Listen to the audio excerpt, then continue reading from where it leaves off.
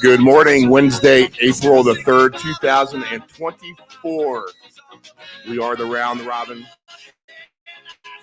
live just after 6 a.m. Eastern Standard Time from our lovely studios at Virginia Beach, Virginia, the United States of America.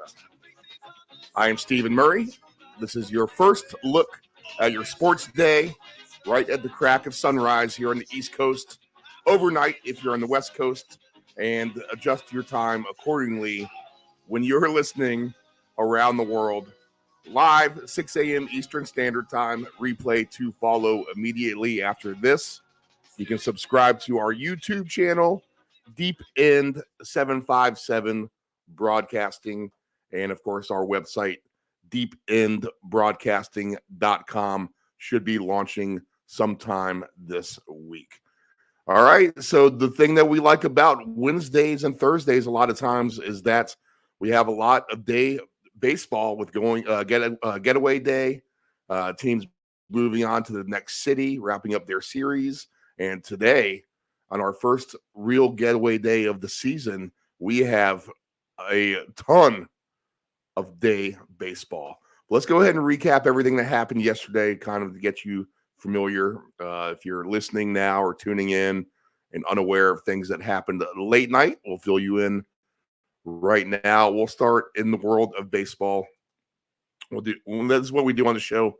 We'll kind of do a brief recap here for about 10 minutes of everything, reset the landscape, and then try to apply any of that we can towards today and see what we can come up with for some action. Okay. Like yesterday, the first early game, Brewers, they hold serve at home. They beat the Twins 4-0 now for the Brewers. I'm not so sure the Twins are going to be a decent team. They might be on the downslide a little bit. Something to pay attention to with them. Only 3 hits for Minnesota yesterday. I definitely am worrisome about their offense. They've had some issues over the weekend with Kansas City as well. They were able to squeak out a win or two. But falling 3-2 at the Brewers, just a team to keep an eye on. Put it this way, I don't think you want to go to the bank with the Twins every day, especially the way that they're looking now offensively. The Royals, they get a nice win in Baltimore, 4-1. We like the higher scoring game there, but the pitchers able to settle things down. And across the board yesterday, the pitchers did a pretty good job, as a lot of these scores kind of regressed back to the means. A lot more lower scoring games. Only a couple of games got out of hand. And one of them who got out of hand happened late. We'll get to that in a second. But the runs never came. The cold weather, a lot of rain, et cetera, et cetera. So that whole theory kind of went to work yesterday for the most part, where the Royals handled the Orioles 4-1. The Orioles high-powered offense with just 3 hits. The Angels win at Miami 3-1. All right, so now the Angels, as bad as they've been, they are now 3-2. Marlins 0-6, winless on the season. The Reds, they lose to the Phillies 9-4. This is a game where Bryce Harper hit 3 home runs. I had this actually on in the studio, and I'm like, wow, that ball's hit a long way in the rainy, cold weather. Oh, that must be Bryce Harper. Yep, sure enough. And then he did it again, and he did it again. And 9 runs from the bottom of the 7th on gets that game to 13 runs. I mean, that was a dead under until we get late into the bullpen there. But the Phillies win behind Bryce Harper's 3 home runs, 9-4. The Rangers, who I really liked yesterday, I thought that was one of the better baseball plays on the board. They don't get there either. They have 7 hits, 2 runs. Littell for the Rays rebounds nicely The Rays now 3-3, Rangers now 3-2.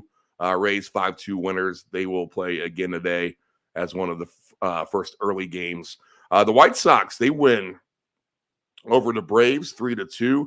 And I said this yesterday. Pay attention to Crochet, the pitcher for the White Sox. 7 innings pitched for him, just 3 hits against that Braves lineup.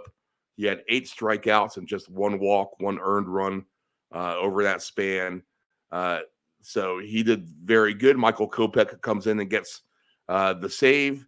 He gives up a run in the bottom of the 9th on a Ozuna home run. But an insurance run in the bottom of the 8th to get a 2-run lead comes in handy for the White Sox. White Sox beat the Braves in an upset there. White Sox get their first win of the season. Next game, Cubs, they handle things easily against Freeland. We actually like that one pretty good too with Assad. They won 12-2. Rockies just the 1 win on the season. Cubs 3-2 looking for the sweep this afternoon. Blue Jays 2 runs in the top of the 9th after being no hit the day before. Pull off and steal a victory at Houston 2-1. So Houston leads that game all the way until the 9th.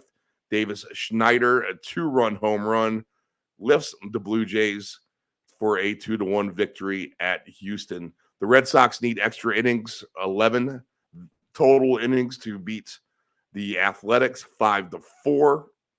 The Guardians win a nice game for them, 5-2. Watch out for the Guardians to really maybe go on some sort of a tear. 12 hits for them against a good pitching unit with Seattle. They plate 5 runs. The Guardians have pitching. If they can just get some sense of a consistent, really strong offense, they might be off and running, but they'll take the win yesterday in Seattle 5-2. Zach Gallen holds the Yankees to just 3 hits. The Yankees lose their first game of the season, 7-0. The Diamondbacks winners at home. Zach Gallen does not lose at home. And I mean, does not. Literally, he does not. Whatever his home split record is ridiculous. We'll get into that next time he pitches. But he's 2-0 on the season, 0.82 ERA for him. Cortez on the flip side, 0-1, 6.30 ERA for him.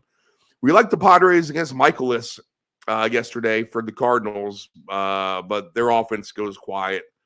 Yu Darvish gets the loss at home. Michaelis will get the win, 5-2. The Cardinals win at the Padres.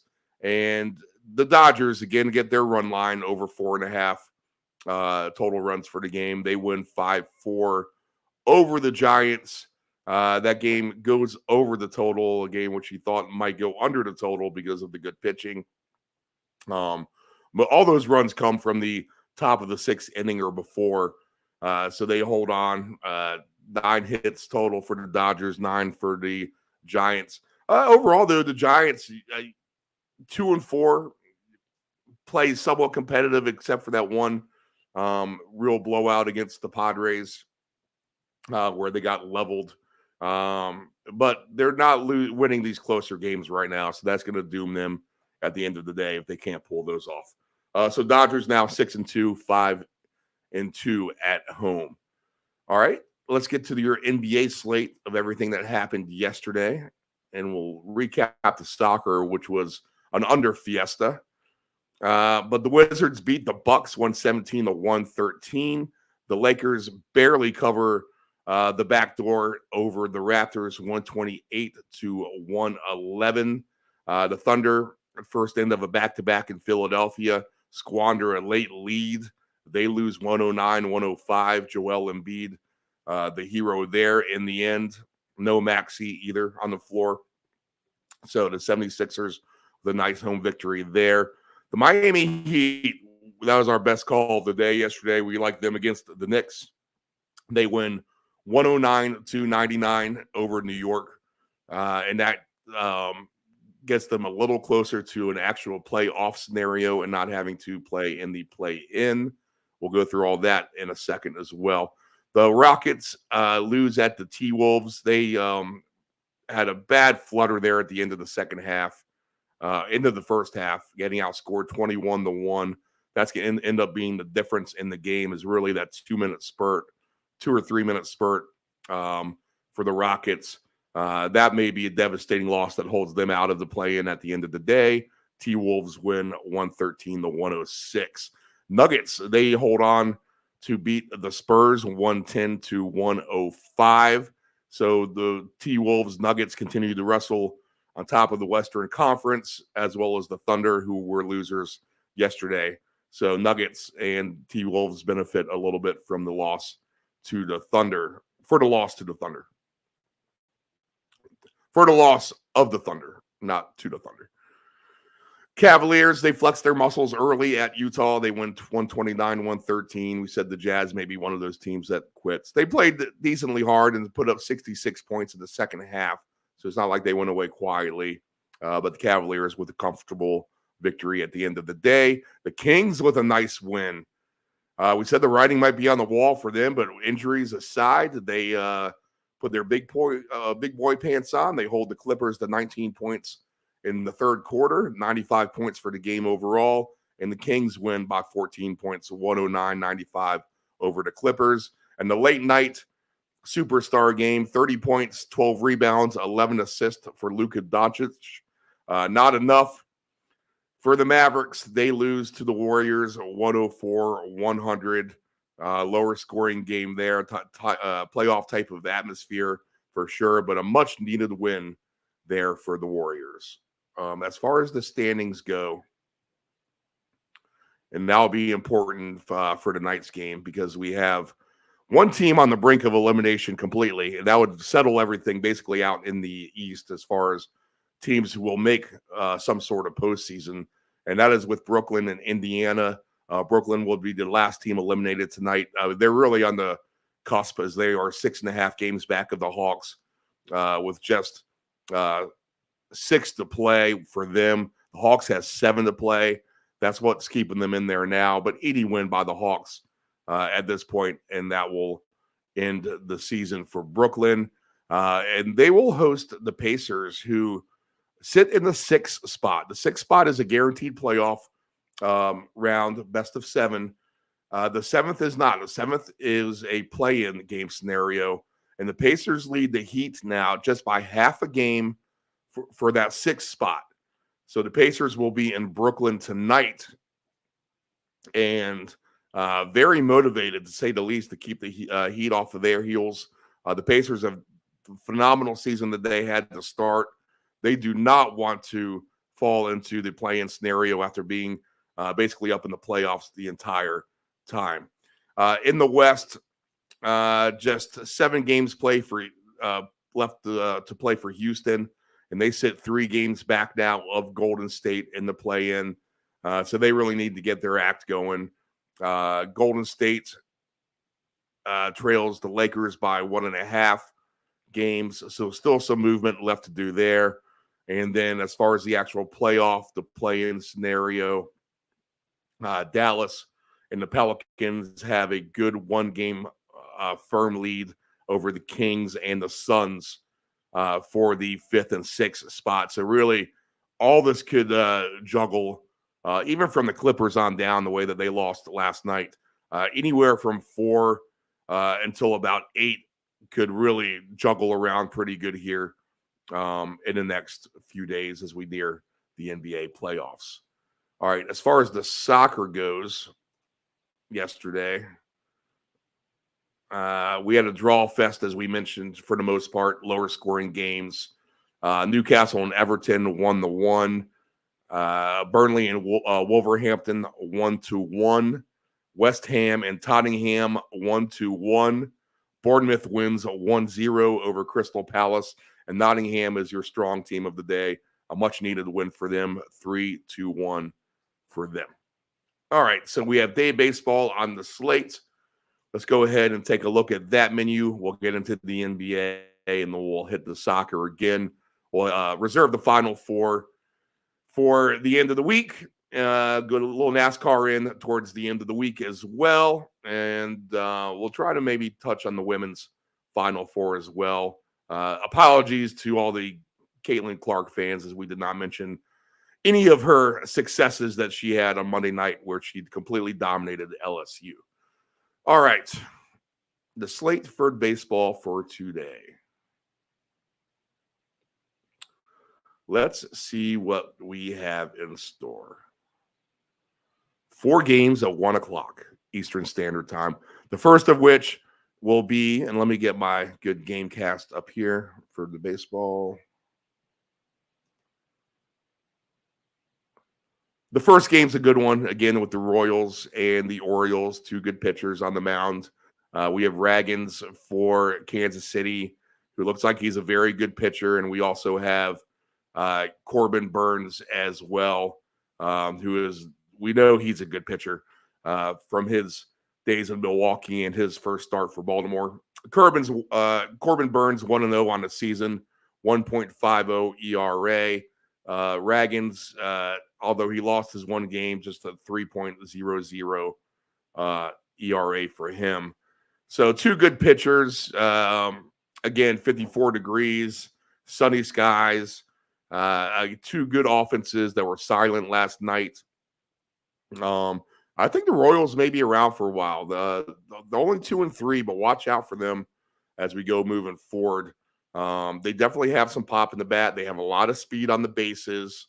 They're hanging in there with a really good team right now. Just a good, interesting game. Obviously, you can't try to take any kind of over with these 2 good pitchers. But maybe the Orioles can get the Ragans. Orioles minus 170 favorite here. I think at the end of the day, just a no play. 2 good pitchers. I think this has potential for the first inning result to be a tie or no runs scored. We seem to be calling those pretty decently. The ones I had an idea for with yesterday looked like they were all pretty good. Nothing was set in stone officially. But if you want a scoreless first inning, this could be it as well with the 2 good pitchers. You know, the thing is, all it takes is one good hard hit. Bryce Harper did that last night. If you had cold, rainy, no runs first inning in the Reds and the Phillies game, it was 2 outs bottom of the first when Harper stroked the long ball to deep center field into the bleachers to ruin your evening. So 2 good pitchers with the Orioles and Royals. This has first 5 innings under written all over it as well. Again, with the 2 good offenses, it's hard to play the unders, but it's hard to play the overs here with the pitchers. So avoid at all costs, I think, for the most part. Pablo Sandoval against AJ Puke. Now, Sandoval has a 16.20 ERA after he got blown out by the Orioles. Puck, AJ Puck, 18.00 ERA after he got housed by the Pirates. Marlins winless on the season so far. 2 bad pitchers and 2 teams that, I just don't think the Angels are going to be that good at the end of the day at 3-2. And I think the Marlins are extremely bad right now. The Marlins are the favorite, minus 125, plus 105. Well, nothing really to do with this game. I would say that the offenses could come alive, but both of these teams lack offense as well. The pitchers' ERAs suggest that this would be a higher scoring game. I'm not so sure about that at all. The total for this game is at 8.5. So you do need to get a lot of runs to get to the over for these 2 offenses. I think just at the end of the day, it's going to be no play on that one. Another 1 o'clock game with with the Twins again, with the Brewers. The Brewers have Ross and Chris Paddock, a Chris Paddock sighting for the Twins. So let's look into the pitchers here. Joe Ross without a start on the season. Chris Paddock without a start on the season himself. Joe Ross last season, 20 games played, 108 innings pitched, 98 hits in those 108 innings, 50 earned runs. So that's an earned run about every other inning. 17 home runs. That's, decent amount, about 1 every 5 innings or so, but a little bit more than that. It's not quite a home run pitcher. 109 strikeouts, though, in those 108 innings, to 34 walks. So not the worst for Joe Ross, who was 5-9 overall last season, 4.17 ERA. The other pitcher, Paddock, last season, just 3 games played. We've been missing them. I was wondering why it's been a while since we haven't heard his name, and it's because he only played the 3 regular season games, and he played a couple in the postseason. But just 5 innings pitched last season, 5.40 ERA. So we'll have to see how he responds out of the gates from taking basically almost a whole season off, really. And a pitcher on the decline as well. I would just lean with the Brewers here. I think this is a fairer play. The Brewers a little bit more pop of their bat, I think. They won yesterday. Yelich is off to a good start. He's hitting 400 for him. 2 home runs also. Rhys Hopkins not doing too bad either. 286 average for him. 1 home run. So a little bit of sizzle in the bats for the Brewers, and just an unknown commodity in Paddock overall. So if you need an early play, this might be the better one with the Brewers. Now, do I want to sit here and say the Brewers are going to win every day? Not really. I think you definitely want to pick your spots with them. I mean, they are 4-0 for sure. This line is flat at -110 both ways. The total is at 8.5. I just like the home team here. I think they can put up a few more runs than the Twins, and I'll have to see it from Paddock to believe it. And I'll back Joe Ross, who's been an okay pitcher through the course of his career. He played with the Nationals before the Brewers. Not the worst, but not the best by any stretch, but serviceable. We'll give the Brewers a slight lean here to handle business. Now, if we look at their team runs, that might be something that's interesting as well. Let's see what we need to get. So a good plus number, you get plus 210 if the Brewers can get to 6 runs today at home. Plus 330 if they can get to 7 runs. I think those actually might be fair. We'll have to pay attention to this Brewers offense to see if they can crank things up. But at home, I think they're going to be a better team than they will be on the road as well. And I'm not so sure the Twins can hang with these guys. We'll need to see the bat explosion from Minnesota to be a believer in them. But I would lean at least with the flat straight up with the Brewers anyway here in this game.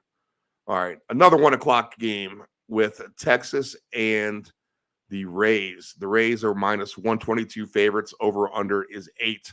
We have Savali and Eovaldi on the mound for the Rangers. Let's see here. Eovaldi right now, 3.00 ERA, no decision his last time out. He pitched 6 innings, just 4 hits, 3 strikeouts, 1 walk.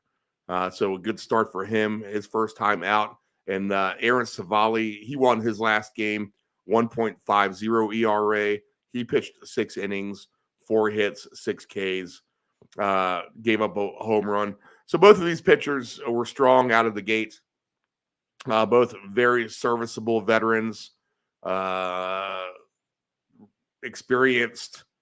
And we have 2 decent lineups here who've been held at bay here the last couple of nights.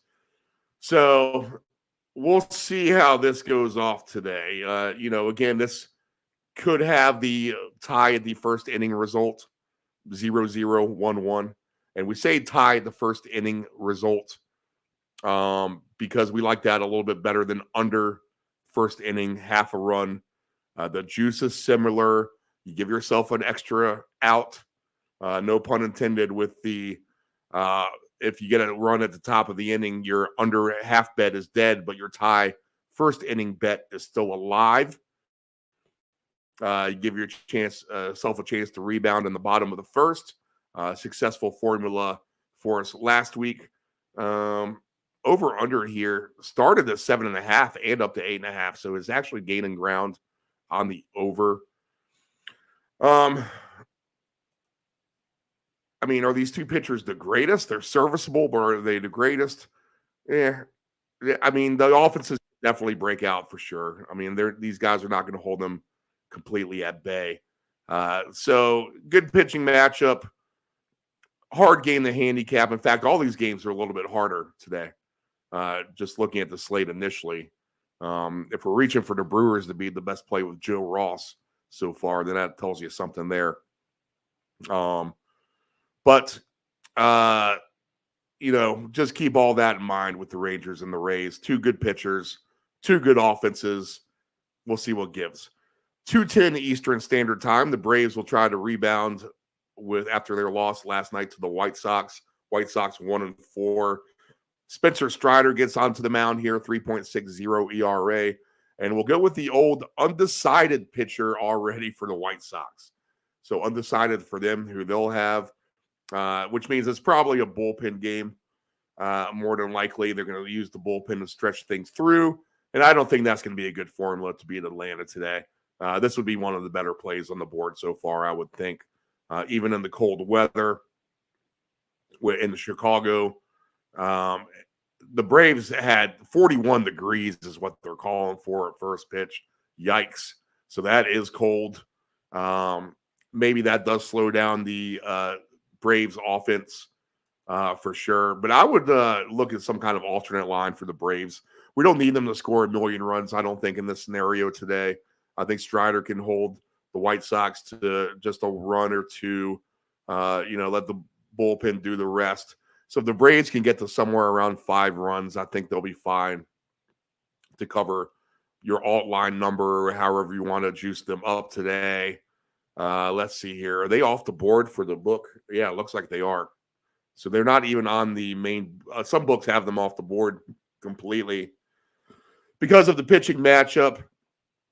But once it gets on the board today, I think the Braves probably are one of the better plays on the board. You could probably do a Braves-Brewers parlay, I think, and feel comfortable about things as well. The Red Sox are at the A's today. Ross Stripling for the Athletics. Nick Pivetta for the Red Sox. Again, the fade train. I need to get the fade train to choo-choo-choo sounder on here. But again, I mean, you got to go against the A's, even though they take it to extra innings last night. They're on the auto fade right now. Red Sox minus 152. Over under is 8.5. Let's see, what does Stripling do his last time out? For the A's, Stripling 7.20 ERA, 0-1. Nick Pivetta 0-1, 1.50 ERA. He takes the loss his last time out in Seattle, but pitches very, very well. 6 innings, just 3 hits, 10 strikeouts for Pivetta, 1 home run. Yeah, I mean this has Red Sox written all over it, to be honest. 5 innings for Stripling last time out, 7 hits, 6 Ks. He gave up a long ball as well. Tyler O'Neill, look at that for the Red Sox. 2 home runs, hitting .333, 2 RBIs for him. Trevor Story, 269 batting average for him. J.D. Davis, providing a little bit of pop there for the Athletics. 2 home runs, .333 for him. J.J. Bleday, .348 average for the Oakland Athletics as well. But we'll lean Red Sox on this one, as they will get out of town on getaway day. More day baseball. So that game's at 3:30 p.m. Eastern Standard Time. We have staggered starts all day. A full window at the late 3 o'clock hour and the early part of the 4 o'clock hour. Yankees and Diamondbacks. We have Rodon and Merrill Kelly pitching today. Carlos Rodon, 2.08 ERA. His 4.1 innings pitched in Houston. Gave up 5 hits, 4 strikeouts, 3 walks. Kelly pitched 6.2 innings for the Diamondbacks against the Rockies. 8 Ks, 3 hits for him in those 6.2 innings. The Yankees bats were just on troublesome pitcher watch. I mean, they're getting the two-headed monster of Gallen and Merrill Kelly. They were silenced last night with the 3 hits. Kelly could definitely come back and do the same type of deal today. So you kind of buyer beware on that. I think this has a great shot to be a tie at the end of the first inning, or no runs scored, or 1-1, but a tie in the first inning result where both of these teams don't get on the board. Kelly's going to be good at home. We'll just see how the Yankees can respond after having 3 hits yesterday, but tough sled for the Yanks. 5-1 for them. They could easily be 5-2 at the end of the day. Diamondbacks 4-2 overall. They could easily be 5-2 at the end of the day as well if they get the good pitching at home. 4:05 Eastern Standard Time with Frankie Montas for the Reds and Zach Wheeler for the Phillies. Both of these pitchers went 6 innings their last time out. Neither gave up a run. Just 4 hits for Montas in those 6 innings. Wheeler gave up just 5 hits in his 6 innings. So again, here we are. I mean, this looks like 2 decent pitchers and a chance to have a first inning result in a tie, meaning that there should be no runs scored, but we'll give ourselves the extra advantage of, if there is a run at the top of the first, maybe we get one at the bottom of the first to even things out. But the first inning result in a tie would be something to go with here with the Frankie Montas and the Reds machine against Zach Wheeler in the Philadelphia. Weather, again, should be on the colder side of things, right? 60 degrees, a little bit warmer today for this late afternoon kickoff. So if you're getting off of work, you'll have not the worst weather to stroll into Citizens Bank Park. All right. Harper with the 3 home runs last night was phenomenal for him. Yeah, good matchup. Over-under suggests that it's going to be a lower scoring game too, just at 7.5. But, you know, it doesn't take much to break through. If you can get to one of these pitchers and get to a bullpen, then that makes your over-under go sideways. So always, as always in baseball, buyer beware when you have the 2 really good pitchers going against each other. All it takes is for one to implode, and then you're in trouble. But good pitching matchups all up and down the board today, and this is just another one of them with the Reds and the Phillies. All right, Joel Musgrove and the Padres will be hosting the Cardinals again. The Padres are -154. The over-under is at 8. And the pitcher for the Cardinals, let's take a look at him. Well, he got shelled his last time out. Zach Thompson, 8.44 ERA, 5.1 innings pitched. He gave up 6 hits, 3 home runs. Now, this is a pitcher-friendly ballpark, so maybe he keeps him in the park here against the Padres offense. It was a little dormant last night. Fernando Tatis Jr., 3 home runs so far in the season for him. Luis Campusano is hitting 400. Manny Machado has a couple of home runs. So the offense has been alive for the Padres, and it could be so again today. Musgrove has a 9.72 ERA. He got shelled in the Korean game over against the Dodgers. And I think you have to give anyone a pass on that game just because it's so early in the season. A week before the regular season they've started, and he'll get another opportunity today against Thompson and the Cardinals. I would lean on Padres on this one. I think -150. In fact, we might actually get some runs in this game as well. These pitchers suggest it. The over/under is at 8.5. Now, we really haven't found a game all throughout the board where we can say that this game could blast over, but this could be the one here. The ERAs suggest it. I mean, really, if you go by the ERAs, this game should be something like 10-9, 10-8. and you're only having to get to 8.5 here. So I would look at the offenses in this game to perhaps put some runs up here. Afternoon start in San Diego, 4:10 Eastern Standard Time. I think that's one of the better plays on the board right now from what we've seen overall. Okay. Next on the list, that's a random sound from somewhere. Let's see here. Oh, pop up on the computer. Let's see here. What's the next game? Guardians and Mariners. We haven't talked about that.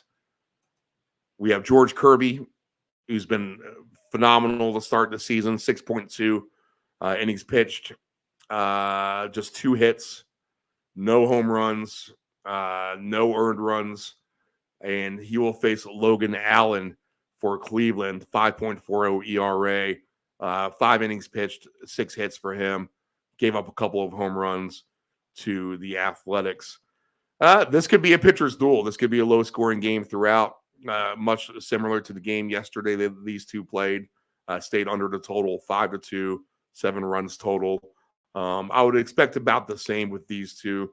Again, a good candidate to have a first inning result in a tie or no runs in the first inning. We might have to play one of those today because there are definitely some suspects on the board with all that. We'll see if we can get one home there. But the Cleveland Guardians are an interesting team to me. I just have a feeling that these guys could get on some sort of a run. They're 4-2 right now. They get a nice win against Castillo yesterday. If they can beat Kirby, then we're going to put them on a watch to really do some things here. George Kirby, a really good pitcher. We'll see how he handles this Guardians lineup, who seems to have a little bit more pop in it than last year. The flat over-under is at 7.5. But again, we probably lean at least no runs in the first inning here. I don't know. I wouldn't be surprised if the Guardians can kind of sneak this one out. How about Josh Naylor hitting 368 so far on the season for him? Ty France hitting 333 for the Mariners. All right. Interesting matchup. Probably a slugfest of pitchers, at least early. And we'll see if the Guardians can go ahead and break it open against Kirby. Or likewise, flip the script. Maybe the Mariners take out the Guardians in the proverbial body bag, as they say. Okay, next game on the list. Tough slate overall is the one I'm learning here for the most part. How about the Pirates? Can we jump on these guys again? 6:45 Eastern Standard Time against the Nationals. Mitch Keller, 6.35 ERA. He gave up 7 hits and 5.2 innings pitched his last time out, but he goes ahead and gets the no decision in Miami, so he doesn't get a loss. But the Pirates have been good. Not good. They've been great. 5-0 at home, or 5-0 all on the road, I should say. The Ant-Man, if you know him from our football show, was just up in Pittsburgh. Said that they were going crazy about them up there. And can they carry this on against the Nationals team that is struggling, to say the least, at 1-3 to start the season? Trevor Williams gets his first start of the season for the Nationals. Let's see, last season and 30 games played, he pitched 144.1 innings, gave up 178 hits. Wow. 89 earned runs. Wow. 34 home runs. Wow. Just 111 strikeouts in those 144.1 innings pitched. All right. So he has been getting shelled. The Pirates' offense is hot. I think you got to lean Pittsburgh here. I think this is probably one of the better plays on the board. Keller, you'd like to see a little bit better from him. The over-under is all the way up to 10.5. Started at 10.5, now down to 8.5 here. There's no faith in the Washington offense, that's for sure. They don't have much to work with in that regard. And so right there, I think this is just a a pitcher who gives up runs, and they're going to get outslugged. So the Pirates laying 156 seems like somewhat of a cheap price to me. In fact, you could do a few things here. Let's see here. If I go ahead, I'm going to just put some straight plays together on a few things. And the Braves are off the board, right? Yeah, that's the one I'm looking for. But right now, the ones that we like, if we have the Pirates, Red Sox, and the Brewers, and we take the over in the St. Louis and the Padres game, which that's just now down to 8. 4-4 gets you there. We're getting paid almost 9-1 on that bet alone. So that would be Pirates, Red Sox, Brewers, and the Cardinals and Padres over 8. Now, we want to throw the Braves on that list as well. We're going to get paid closer to 12-1 or 13 or 14-1 once we get the Braves on there somewhere. But that's not the worst right now as far as what I'm looking at. I mean, there's are one or two lopsided matchups here, you would think. The Pittsburgh seems to be the best one that we've seen. Detroit and the Mets, they'll try this one again after the Mets let their fans sit, all 30 fans at the game, sit into the rain for 2.5 hours, buy all the concessions. They managed to go ahead and call that game, a game they could have called much earlier in the day. The Mets are doing everything wrong on and off the field at this point, managerial, administratively. Cohen comes in, says he wants to spend a lot of money. They never spend the money. They might trade Alonso. In any case, Aaron Hauser goes for the Mets, and Mize is the pitcher for the Tigers. We broke this one down yesterday, so it's basically the same breakdown. And the rain makeup will be tomorrow afternoon at 1 o'clock. Mize, let's take a look at Casey Mize again. Just 2 games played last year, 6 earned runs in 10 innings. So not too good there. And then Hauser, the Mets' supposed ace. He's got a lot to prove for this team that he's going to actually ace worthy. 8-5 last year, 4.12 ERA for him. Let's see, 51 degrees are calling for weather this evening. I mean, can the Mets offense wake up? I mean, I don't know. I'd kind of lean with the Tigers again here. The Mets need to win a game to prove that they can win a game. Until they do, I think they stay on the fade train overall. Cal Quantrill will play for the Rockies. He'll be the pitcher there. Underdogs against Little and the Cubs. Cubs minus 190, comeback plus 160. Let's take a look at the splits for these two guys so far.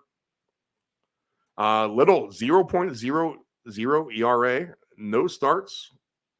2 innings pitched is what he had. So he came in relief here. And just 1 hit in those 2 innings. So he'll get a chance on top of the lineup. Quantrill at 9.00 ERA.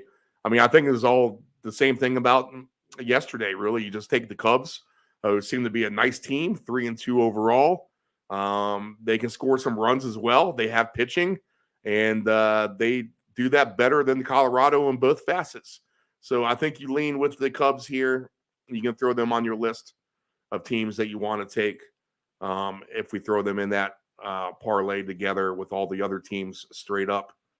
Yeah, and then instead of looking for alt lines today, I mean, that really might be the deal. Just find your teams that can win against the matchups and just try to ride with that instead of trying to play fancy alt line numbers and et cetera, et cetera. Weather's still a little iffy in places.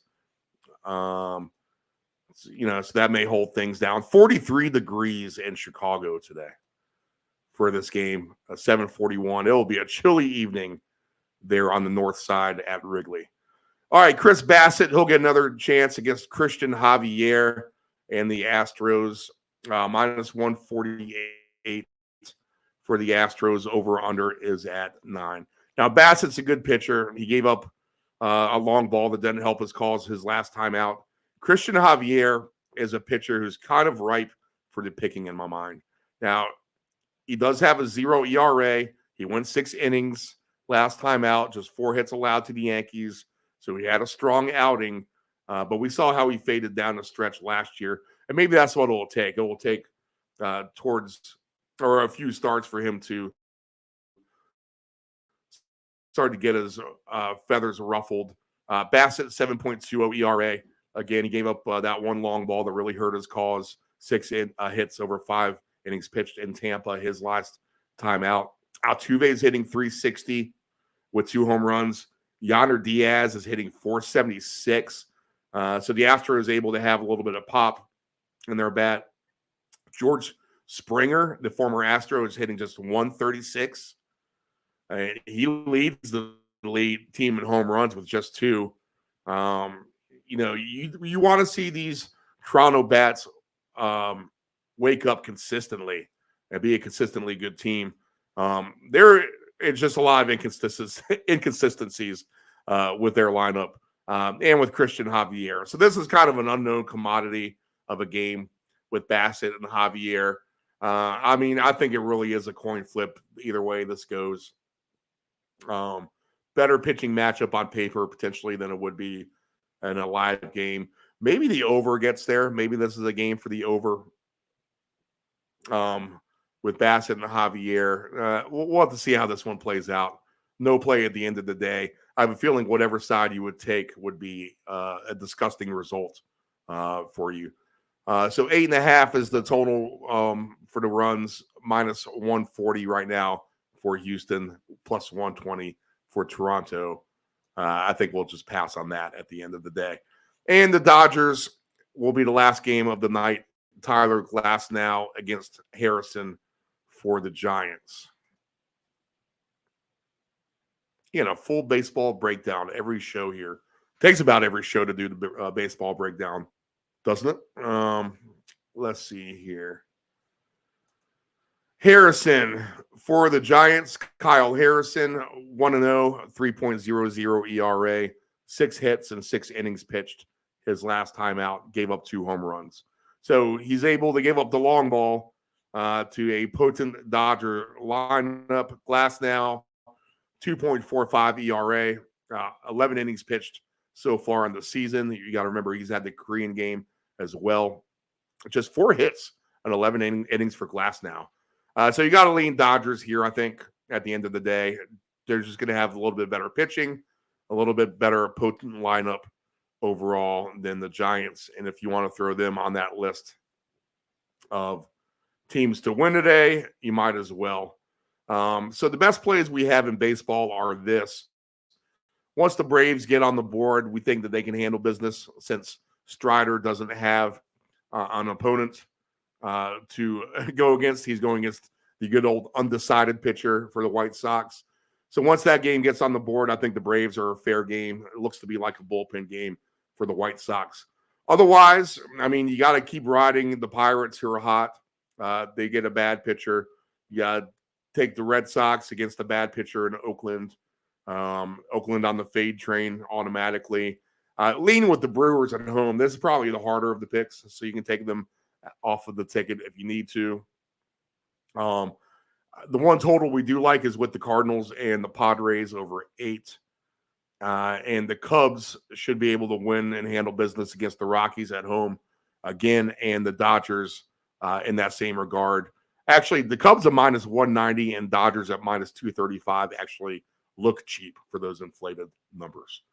All right, so Dodgers, Cubs, Red Sox, Pirates. We'll lean with the Brewers, and we'll take the over 8 runs with the Cardinals and the Padres. All right, let's get to the hardwood as we have a full slate there. And a lot of teams on the back-to-back as well, including the Lakers and the Wizards. Now, must-wins for everyone, so no rest, even if you're banged up, for the teams still in contention. And that would involve the Lakers, minus 13 for them, over under 235 against Washington. They've been able to cover these big numbers against the bad teams. Washington with a gritty win over the Bucks last night. So maybe you get that kind of same effort tonight. I think at the end of the day, just a no play. The Wizards, that's the one thing. They can just score. For a bad team, they can score. So you never know if they can put up a 115 on you. And if they do, then that's going to cover a big number against the Lakers. But I wouldn't be surprised if this is something like 140 to 115 Lakers. Back to back, that's just the interesting thing. But Toronto to Washington, not the longest trip in the world either. Okay, two bad teams in Charlotte with the Blazers and the Hornets. I'll say this. The Hornets, I feel like, are at least trying a little bit, where Portland, I think, might have given up completely on the season. I would take a look at this because the Hornets have been able to score a little bit more than what they have been. Their scoring output is actually up.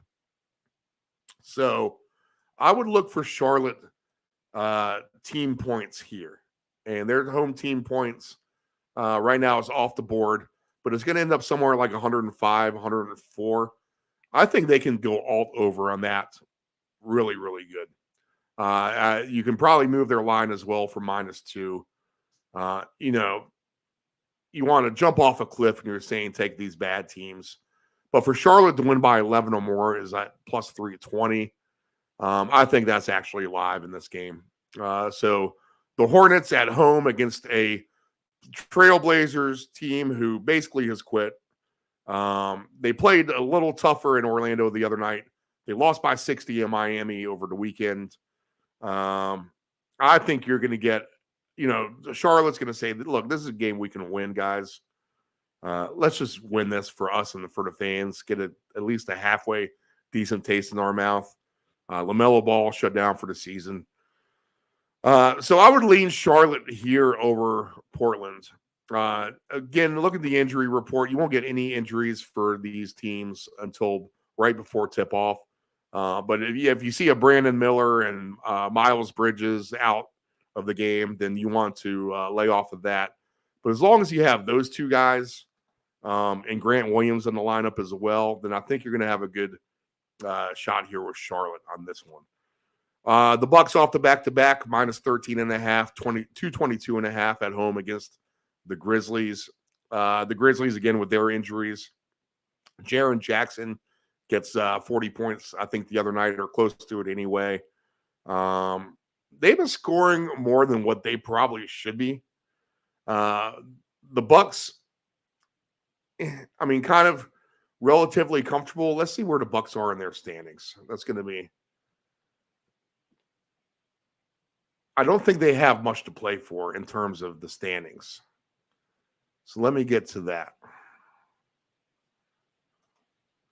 I just want to clarify Milwaukee's incentive here.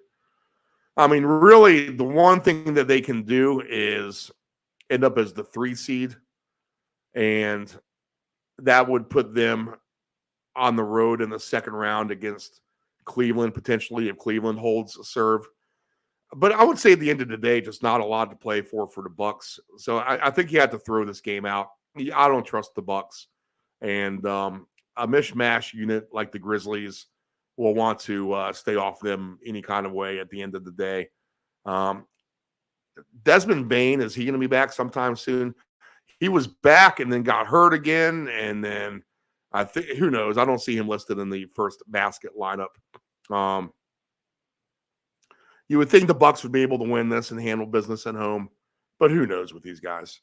Atlanta, they have the Pistons at home tonight, and Atlanta, who's been playing good at home, can clinch their play-in tonight with a win over Detroit. Detroit's basically in the tank. This is one of the games I would look at Atlanta potentially, even though with the big number, 11.5, they should never be an 11.5 point favorite over anyone. That's why I think they'll probably cover that number. And when that's going away is Detroit just may say, this is it. Our season's been done. Let's check out for real. And Atlanta can punch their ticket to a play-in scenario with a win over Detroit tonight. Minus 11.5. So here's what I would do. I would look at the team props for Atlanta, and I would look at their total points. let's not look at them to cover a big number, but let's see if they can get to somewhere like 120 points for them. They're going to want to, and that's the thing too. They might try to slow things out to actually run some clock out here towards the end. But they might try to get off to a really, really hot start. A first half line, I think, comes into play here too as well for Atlanta. So maybe Atlanta first half, that gets your point spread down a little bit cheaper as well. Another one we like, the Pacers just blew out the Nets at home, and they're laying 7.5 on the road in Brooklyn tonight, 230.5 the total there. Halliburton seems like he's found his stroke again. And the Pacers can eliminate the Nets, and they can also do themselves a big favor in the playoffs by staying in the playoff and not in falling back into the play-in. And all that would be with a good win tonight at Brooklyn. So the Pacers, one of the better plays on the board, I think, in the NBA from what we've seen there. Oklahoma City on the second end of a back-to-back with Boston. Now, Boston, I feel like, is in kind of reserve mode a little bit here. They're not playing their full starting lineup. They're giving guys different nights off, like Jaylen Brown didn't play his last time out. So we haven't seen the full complement of Celtics out there. I wonder if we'll see that tonight against Oklahoma City. Shea Gilchrist and Jalen Williams sat out last night for the Thunder. Will they get back into the lineup tonight? Look at that injury report. The Celtics laying 9 against the Thunder. 230.5 is the total here. And, you know, we don't usually see the higher crazy scoring games at this time of the season. But the Thunder do have a lot to play for. Boston does want to have an A game against a good opponent. So maybe, just maybe, this is one of those wacky 130 to 125 type of games that we're used to seeing the Thunder play in, and Boston, really, for that fact. And the fact that they get each other tonight. So, interesting game, a fun one. Hopefully everyone plays in this potential NBA final matchup. Although I don't think the Thunder are good enough to get to the finals. They were, but win a playoff series. But I think if they played someone like Denver, they can have their hands full. All right, Orlando, they need to kind of get their act right. They beat the Pelicans their last time out at home. They'll be at New Orleans this time. They're catching 5, over under 209.5. The Pelicans need to get their act together as well. Both of these teams struggling a little bit down the stretch here as we enter the playoffs. Hard matchup. Again, look at the injuries. Let's see who we have at the end of the day. Maybe lean under here. Maybe lean under with the styles of these two play. Toronto is catching 15.5 at Minnesota, over under 215.5. Now, Toronto bring back RJ Barrett and Emmanuel quickly last night to play. Let's see if those guys get back in the lineup. They gave them a little bit of juice on offense. But the Raptors are a small team. They do not have a lot of height. Minnesota's a big, powerful team. So I would not be surprised if Toronto has a low scoring team output, goes under their total points tonight. Minnesota, very defensive minded, very sound team overall. So we'll expect Minnesota to win, maybe keep Toronto at bay, scoring their points. And Cleveland is at Phoenix, last game on the board. Interesting matchup here.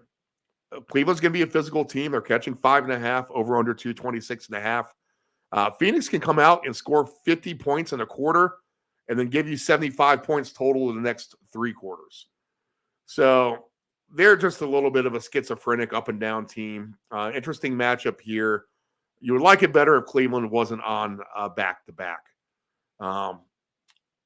So best plays in the NBA, I would look at the Pacers over the Nets for sure. And I would look at Atlanta.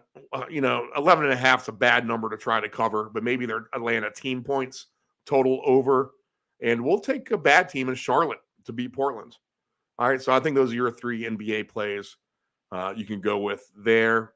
Tie those up with some of the baseball and maybe get yourself a nice little day-long round robin to try to hit a nice little jackpot. All right, a couple EPL games as well today.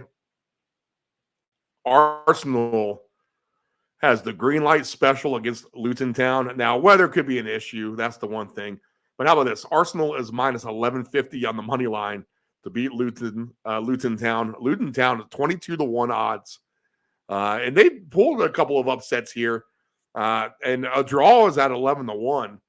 So all those are nice prices, but goals seem to be going in a plenty for Arsenal. We'll have to see their injury report as well. It looks like Saka is listed to play. It looks like Martinelli's listed to play right now. We'll have to see the exact lineup.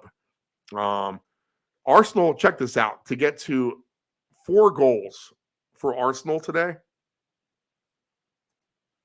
is just a meager payout of plus 118. And 5 goals for Arsenal at home is only at plus 285. So usually to get to 3 goals at home, you're getting plus 285.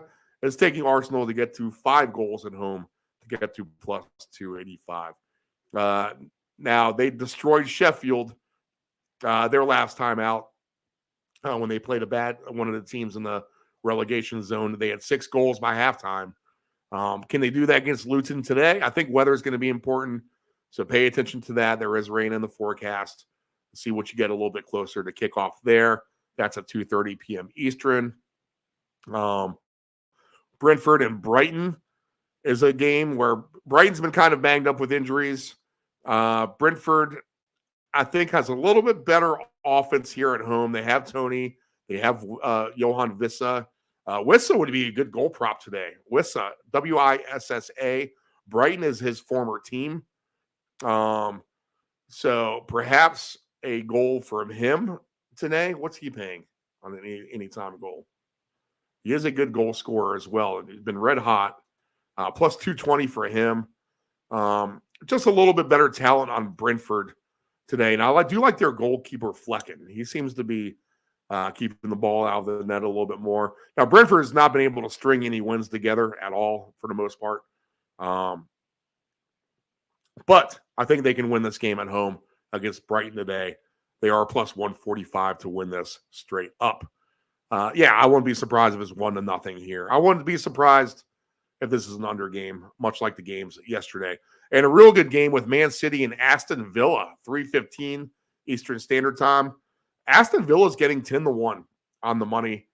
And we do have injuries for Man City. So this has a chance for the dog to come out and get a big payout, I think. The draw is plus 550. You saw Man City draw Arsenal their last time out. Aston Villa is a legit top 6 team. They have had some injuries as well. But if they got a good, fully potent lineup, then there's a chance here for them to cover. Let's see here.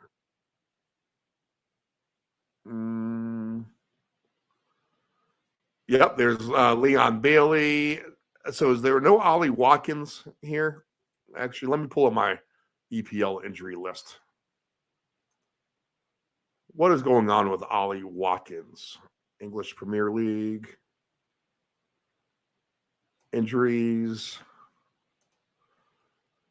And if there's one injury report I don't trust more than any of them from what I've learned, it's definitely the EPL injury. Ollie Watkins, let's see, currently being assessed. It's a small injury. It looks like I bet you he'll play. I would think that Ollie Watkins would get into this lineup, or at least come off the bench. It doesn't look like it's severe.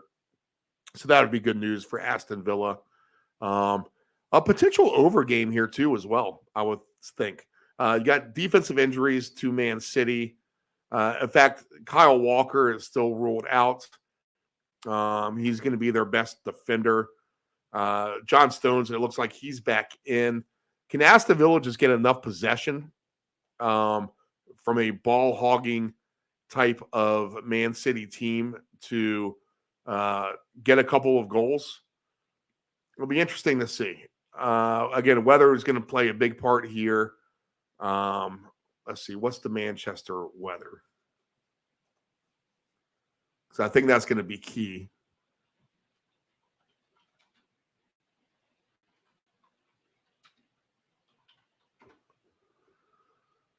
Let's see, rain all day. Rain all day. Clearing up. Again, rainy again. Clouds, rain, light rain. Yeah, I mean, off and on, spotty showers is what it kind of looks like. It's not exactly freezing, but it's not exactly warm. 47 degrees. Yeah, that could hinder things too for a total. You know what? I just wouldn't be surprised if Aston Villa could win this game over Man City today, or at least draw it out. 5-1 is a nice number for a draw, and that might be the best route to go. All right, guys, we'll wrap things up for this morning. We are at 7:15 a.m. Eastern Standard Time. We'll cue up the house band for the Pie Tasters if you need to catch any of this for your work day to fill the gaps, your drive to work. Go ahead to the YouTube channel, Deep End 757 Broadcasting. We'll get the website fully launched this week. Full day of afternoon sports for your enjoyment. Good luck. See you tomorrow morning.